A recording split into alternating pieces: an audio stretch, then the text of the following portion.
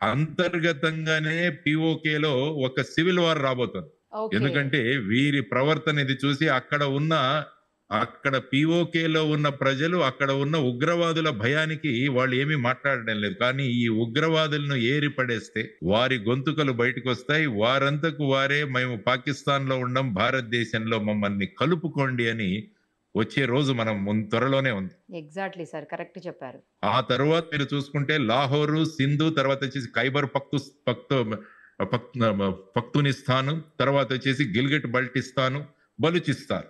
ఇలా బలూచిస్తాన్. 5 ప్రాంతాలలో civil war వచ్చి త్వరలో అందరూ కూడా మేము భారతదేశంలో కలిసిపోతామన్న రోజు త్వరలో రాబోతుంది. మనం బలూచిస్తాన్ ఏదైతే ఆల్రెడీ స్టార్ట్ అయింది సార్. అఖండ భారత్ ఏదైతే మాట్లాడుతున్నామో అది కూడా యాహ్! సాక్షాత్కరిస్తుంది త్వరలో అన్నది మనం నేర్చుకోవాల్సిన అంశం. ఎందుకంటే వాళ్ళ నుంచి రావాలి. యెస్. మేము భారత్‌లో కలిసిపోతామన్నప్పుడు మనం ఆక్యుపైడ్ చేసుకోవడం వేరు.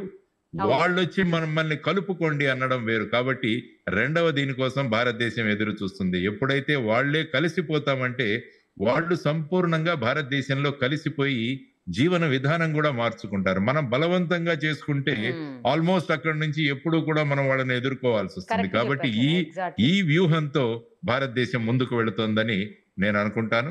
కాబట్టి అలా ముందుకు వెళదాం.